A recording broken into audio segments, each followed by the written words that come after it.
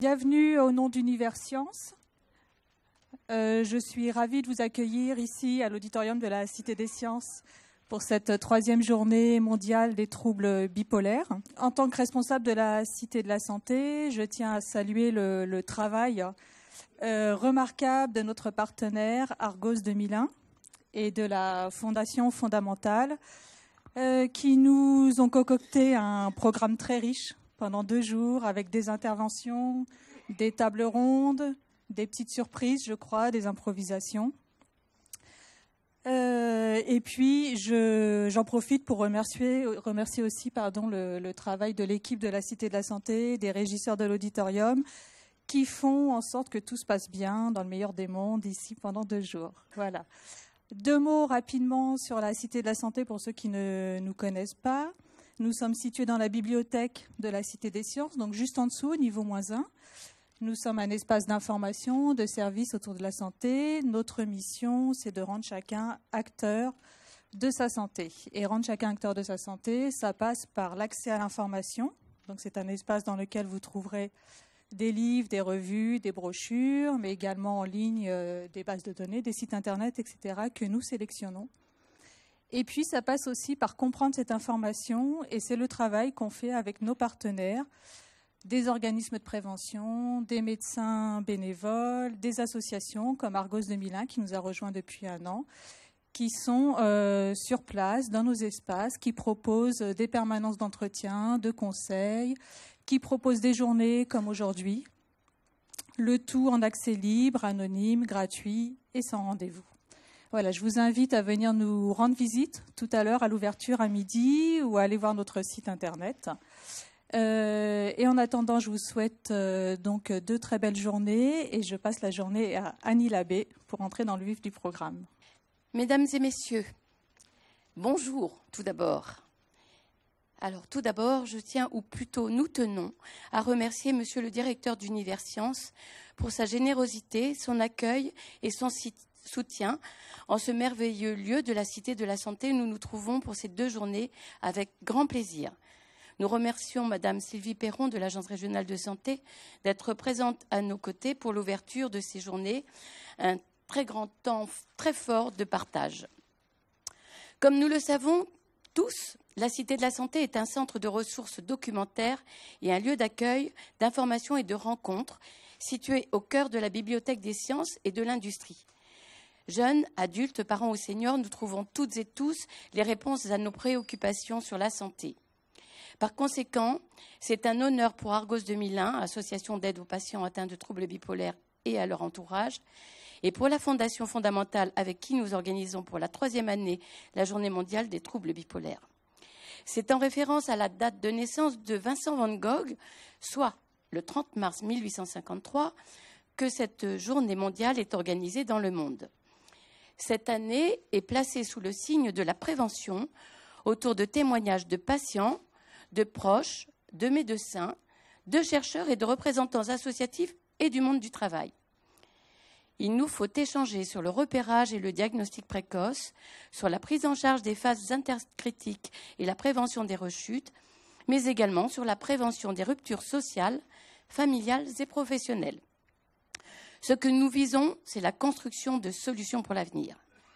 En 2016, Argos 2001 réitère cette initiative avec pour partenaire principal la Fondation Fondamentale, fondation de coopération scientifique dédiée à la recherche sur les maladies mentales. En 2017, tout est beaucoup plus étayé. Nous co-organisons avec Fondamental et nous sommes fiers.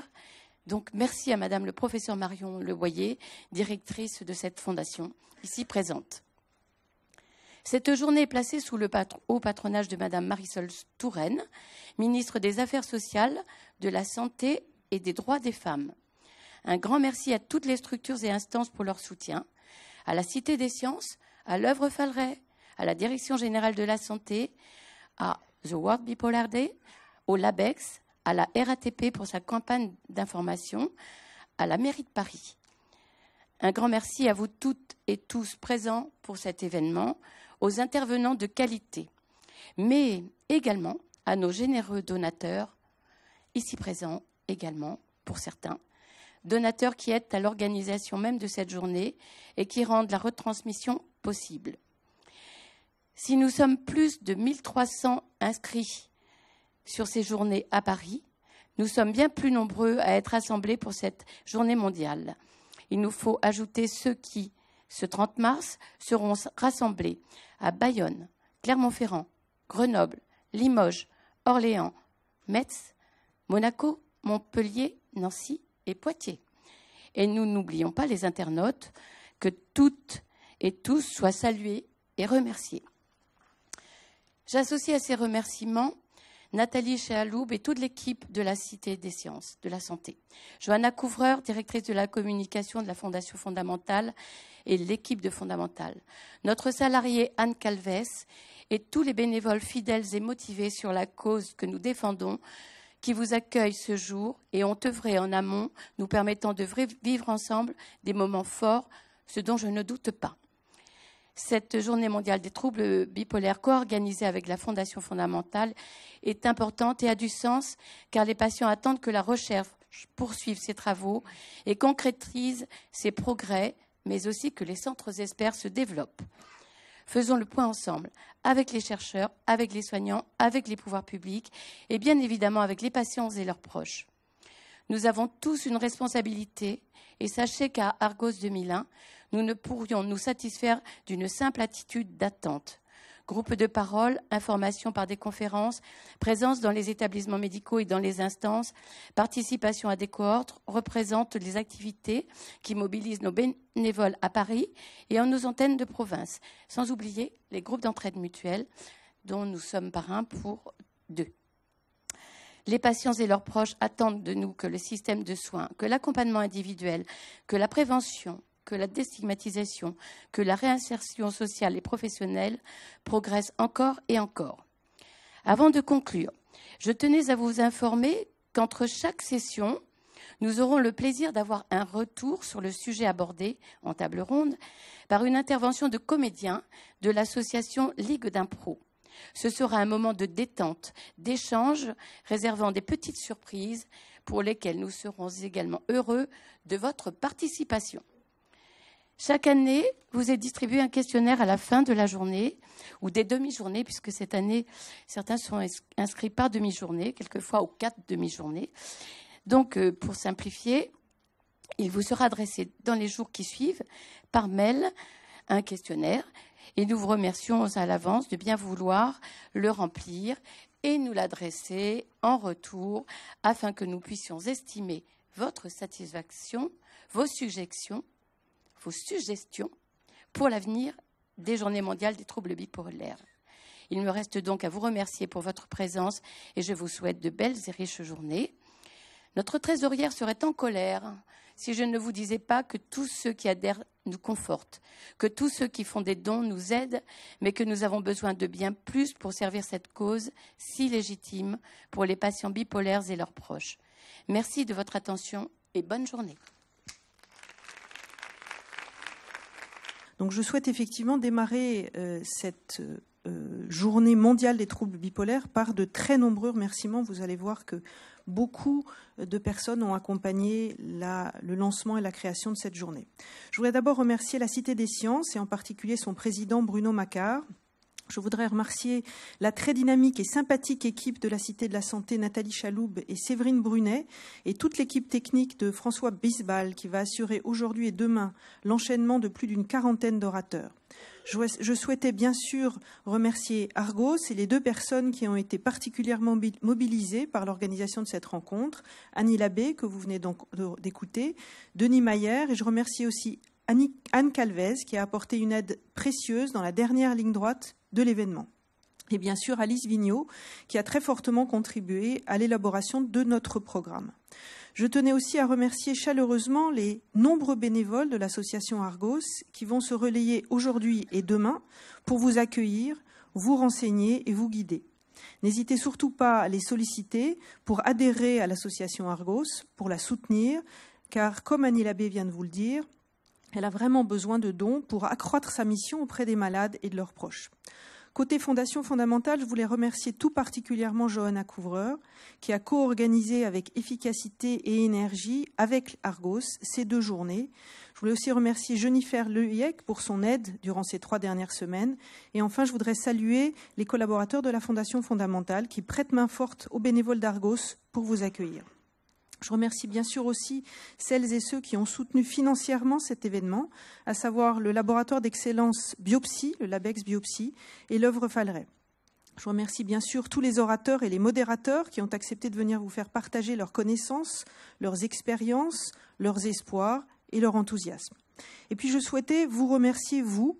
Vous êtes plus de 1300 inscrits sur ces 2 journées et nous avons même dû refuser du monde.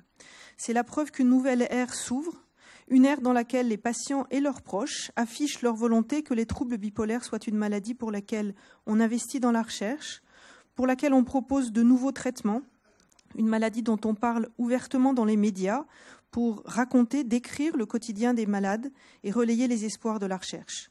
En bref, une maladie comme les autres. Je pense que nous partageons ces espoirs et c'est pourquoi je nous souhaite de très belles journées de rencontres et de partage. Et je passe la parole à Sylvie Perron. Bonjour, mesdames et messieurs. Je représente aujourd'hui parmi vous l'ARS Île-de-France, c'est-à-dire l'Agence régionale de santé d'Île-de-France, et je suis très heureuse d'être avec vous ce jour, dès l'ouverture de cette journée mondiale des troubles bipolaires, et je remercie tout particulièrement l'association Argos 2001 et sa directrice Sandine Abbé, mais aussi la Fondation Fondamentale et sa directrice, le professeur Marion Leboyer, tout avec le soutien effectivement de Nathalie Chaloub pour la Cité de la Santé et la Cité des Sciences en général, mais aussi l'ensemble des organisateurs de cette journée et intervenants scientifiques et autres qui en ont permis la réalisation. Alors, oui, les troubles bipolaires constituent un enjeu majeur de la santé publique. Ils figurent dans le classement de l'OMS, bien évidemment, parmi les 10 maladies les plus coûteuses et invalidantes. C'est dire l'importance de la prévention, comme en témoigne l'intérêt porté par cette journée placée sous son égide. En effet, comment prévenir au mieux les troubles bipolaires qui atteignent dans les formes sévères 1 à 2% de la population, par pourcentage multiplié par 3 dans les formes graves? Comment faire? Plusieurs hypothèses et constats indiquent l'importance du repérage précoce dans l'évolution de la maladie, du diagnostic précoce, qui, effectivement, est de meilleur pronostic lorsqu'il est fait et que la maladie se déclare. La mise en place de traitements adaptés alors, des prises en charge individualisées, multidisciplinaires, multiprofessionnelles, médicales, psychiatriques, associatives, usagers et familles. D'où aussi l'importance des centres experts pour accueillir les patients et permettre un diagnostic très précoce. À ce niveau, l'ARS Île-de-France, c'est-à-dire l'agence, est preneuse de toute amélioration concernant l'accès aux soins et leur visibilité, afin d'éviter toute perte de chance, parce que ça, c'est un vrai problème, aux patients, permettre aussi une amélioration de son parcours de soins sur les territoires, de façon territoriale, et en réponse aux besoins des populations. La position de l'agence est totalement en phase avec les thématiques évoquées par le programme de cette journée, qui s'adresse aux patients aux divers âges de leur vie. Ce qui d'ailleurs accroît l'importance de la prévention, notamment au niveau des soins primaires, du médecin généraliste et des liens d'ordonnancement. La précocité des troubles, la recherche de prodromes chez l'adolescent ou l'adulte jeune interroge bien sûr la science sur un plan génétique ou immuno-inflammatoire. Les progrès de celle-ci, de cette science, sont très attendus par nos patients et leurs familles en quête d'innovation dans les prises en charge diversifiées biopsychosociales. L'ARS Île-de-France souhaite favoriser l'accès à l'innovation le plus précocement possible, afin de permettre à chaque patient de bénéficier de toutes les dernières avancées thérapeutiques, symbole d'espérance pour chacun d'entre nous. En effet, l'espoir permet de tenir dans la durée. La maladie, dans sa forme chronique, confronte le patient prise en charge de manière globale, à la stabilisation de sa symptomatologie sans pour autant parler de guérison. Ce passage obligé change le statut du sujet, du bien portant à porteur d'une affection longue durée. Cette reconnaissance par la CPAM de cette affection longue durée permet, si elle permet aux patients de poursuivre les soins, vont l'alerter à se préoccuper de son état, de sa santé, d'augmenter sa vigilance à cet effet, avec une profonde implication souhaitée de lui-même à devenir, et on l'a déjà entendu tout à l'heure, acteur de sa santé. C'est ainsi que l'éducation thérapeutique et les prises en charge multifocales retrouvent aussi leur place et contribuent à lutter contre cet isolement et les ruptures par le maintien de l'insertion sociale, facteur de déstigmatisation.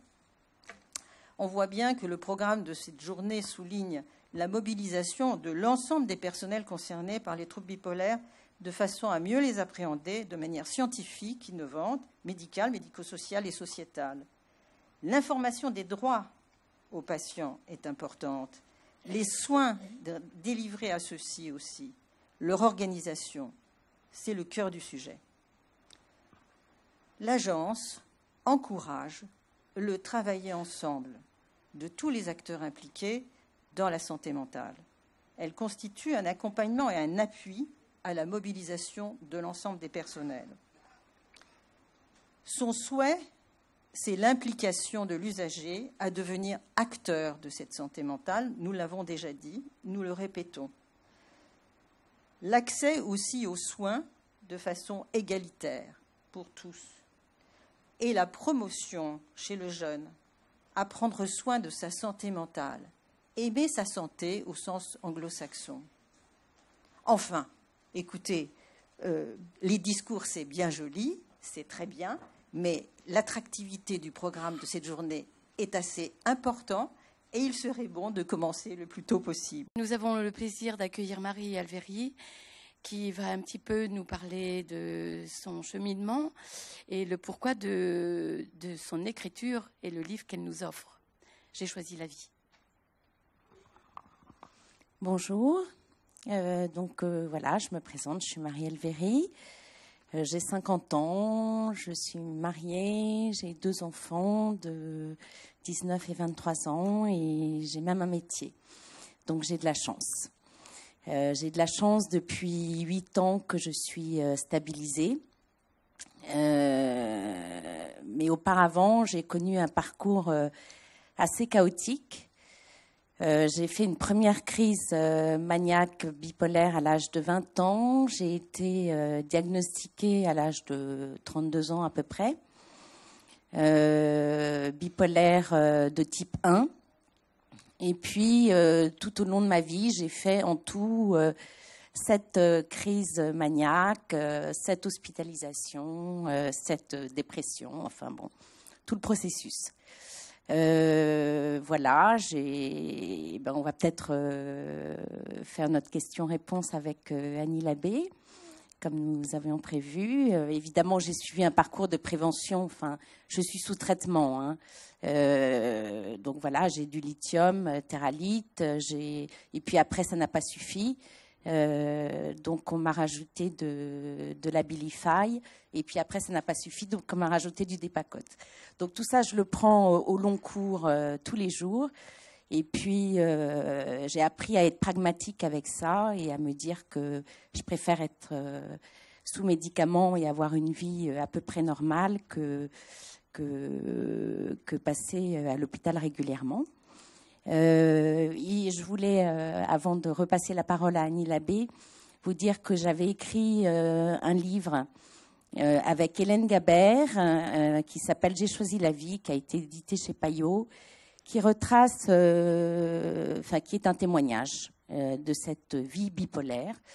Qui est un témoignage de vie, qui est un témoignage qui s'appelle Être bipolaire et s'en sortir, parce que c'est un livre qui est tourné vraiment sur la résilience, sur non pas la guérison parce qu'on n'est jamais vraiment guéri, mais sur l'espoir. Marie, je voulais vous demander comment avez-vous vécu toute cette période de retard de diagnostic, voire même d'erreur de diagnostic, de ce que j'ai pu comprendre. Oui, en effet, il y a eu, avant d'être diagnostiquée, j'ai quand même connu 3 crises bipolaires très fortes, 3 crises maniaques qui n'ont pas été repérées et qui ont même été mal repérées, puisque à un moment, j'ai été soignée pour une dépression nerveuse alors que je venais de faire une crise maniaque. Donc, on m'a mis sous antidépresseur et là, je suis repartie en crise maniaque. Voilà. Donc, c'est quelque chose que certains d'entre vous, beaucoup de bipolaires ont vécu. Le mauvais diagnostic, non seulement ne pas être diagnostiqué est évidemment un frein à la guérison, mais le mauvais diagnostic peut être aussi très dangereux. Donc, voilà. Alors, dans la suite à peu près logique, je vais vous poser la question. Vous avez le diagnostic, et là, évidemment, on aborde les traitements. Et ces traitements sont parfois très lourds, très délicats à vivre, avec des effets secondaires que nous connaissons. Comment avez-vous vécu la compliance, justement, par rapport à ces traitements ? Alors, la compliance est un mot que je viens d'apprendre grâce à vous. Je ne connaissais pas ce mot. En effet, j'ai tout de suite... Alors, j'ai eu beaucoup de chance parce que j'ai bien toléré mes médicaments. Tout de suite. Alors, après, il y a des ajustements de dosage, etc. Il y a eu des moments où je me suis retrouvée... dans le brouillard complètement, à ne plus pouvoir rien faire. Donc, je suppliais mon médecin de baisser les dosages. Voilà. Et puis là, je suis arrivée à un dosage où j'ai envie de baisser encore, mais il m'a dit stop, on arrête là. Bon, évidemment, il y a des effets secondaires assez embêtants. Lesquels ? Alors, prise de poids. Voilà, comme vous pouvez le remarquer, mais aussi problème de concentration. Bon, c'est pas une fatalité non plus, hein. On n'est pas tous égaux par rapport à la prise de poids, mais problème de concentration, problème de mémorisation, etc. Je pense que ça, on peut s'en sortir. Moi, j'ai un travail, je suis éditrice de type intellectuel. Voilà, je lis toute la journée, j'écris beaucoup. J'ai appris je bois beaucoup de café, mais mon médecin m'a dit le café, vous pouvez. Je pense qu'on peut combattre aussi par les dosages de médicaments et par aussi une activité physique. Enfin, on peut combattre le manque de concentration et le manque de... enfin, un petit peu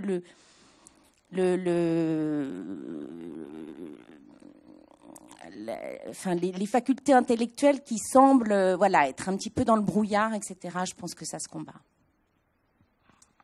Alors, encore en évoluant un peu plus, qu'est-ce qui a été déterminant dans votre rétablissement et l'acceptation de la pathologie ? Alors, j'ai fait... en fait, il y a eu tout un chemin pour l'acceptation de la maladie qui a pris des années.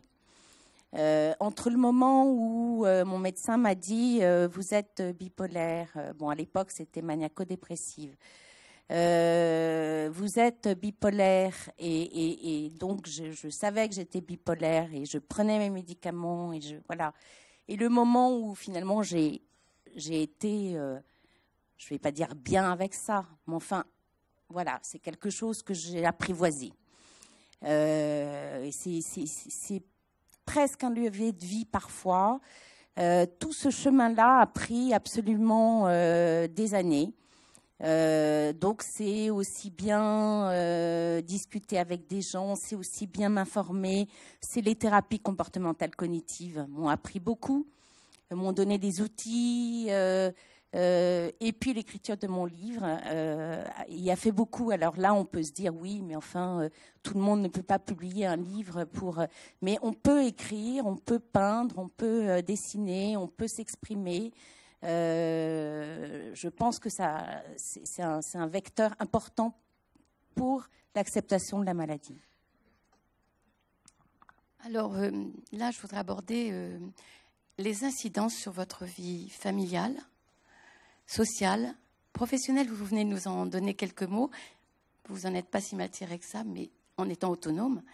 Et dans tous ces tumultes, ces années d'errance, les hospitalisations très dures que vous avez dû vivre au mieux de ce qu'on peut, ben voilà, comment on s'en tire dans tout ça? Aujourd'hui, dans ces jours, nous allons aborder justement les thèmes des ruptures sociales, familiales, professionnelles. Et comme vous êtes notre premier témoin, il est intéressant de savoir comment vous avez su sortir de ça. Alors, socialement et familialement, c'est évidemment compliqué. J'ai eu de la chance, je ne peux pas dire autrement, même si, cette chance, je l'ai un peu nourrie. Voilà, je l'ai un peu nourrie. J'ai perdu beaucoup d'amis. Quand vos amis vous voient en crise maniaque, c'est trop gênant. J'ai perdu beaucoup d'amis au bout du compte. J'ai gardé les meilleurs, voilà, c'est ce qu'il faut se dire. J'ai gardé ceux qui peuvent comprendre. J'ai gardé ceux qui ont une capacité d'empathie. J'ai gardé ceux qui ont des qualités humaines suffisantes pour passer au-dessus d'un certain nombre de choses, etc. Voilà, et puis mon mari est resté avec moi. Je ne peux pas dire que ce se soit passé très facilement, mais j'ai aussi, j'ai aussi fait en sorte qu'ils ne partent pas. Voilà, je sentais que les choses pouvaient vaciller très facilement et très rapidement. Professionnellement parlant, j'ai eu une crise maniaque légère, mais une crise maniaque en plein boulot. Donc ça, c'est toujours un peu compliqué. Et puis comme en plus, je n'avais pas été diagnostiquée à l'époque, je ne pouvais pas expliquer ce que j'avais eu. Donc voilà, il se trouve que j'avais été dans cette entreprise depuis une dizaine d'années et qu'on ne m'a pas fait partir. Mais enfin, j'ai compris que mon image avait un petit peu changé et qu'il valait mieux que je parte. Donc je suis partie. Aujourd'hui, je me suis accommodée d'un travail qui me plaît, qui me satisfait, etc. Mais je travaille chez moi. Et c'est le compromis avec moi-même que je me suis fixé, qui me permet d'être hors conflit relationnel. Ça, c'est très important. Donc, tout le monde ne peut pas se permettre ça. Mais bon, c'est l'équilibre que j'ai trouvé. Hors conflit relationnel, et puis si ça va pas un jour, je m'allonge sur mon lit et c'est pas visible, voilà, parce que évidemment dans l'entreprise il y a une question d'image et ça c'est très important malheureusement c'est évidemment on est victime de ça aussi. Donc travailler chez soi, essayer le télétravail, le travail à temps partiel, je pense que c'est un aménagement qui est possible et qui permet de trouver un équilibre. Et enfin, finalement, vous y avez répondu en partie tout de suite. Comment, globalement, vivez-vous maintenant avec l'espérance que vous décrivez en votre livre « J'ai choisi la vie ». Aujourd'hui, je me sens bien, je me sens réconciliée surtout, je me sens apaisée. J'ai des hauts et des bas toujours, des oscillations beaucoup plus petites qu'avant, bien sûr. Je n'ai plus de crise maniaque. Dès que je suis en zone d'alerte, comme on m'a appris en TCC, j'appelle mon médecin. Donc ça, j'ai appris tout ça, à me surveiller, à m'auto-surveiller. Et à gérer mes hauts et mes bas, mes petits hauts, mes petits bas, etc. Mais surtout, je suis apaisée. Je sais ce que j'ai. Je sais comment le combattre. Et je sais que ma sensibilité, parce que les personnes bipolaires sont des personnes très sensibles, je peux en faire quelque chose. Voilà. De l'ordre de la créativité, mais aussi en termes de sens relationnel, je pense que ça peut apporter quelque chose.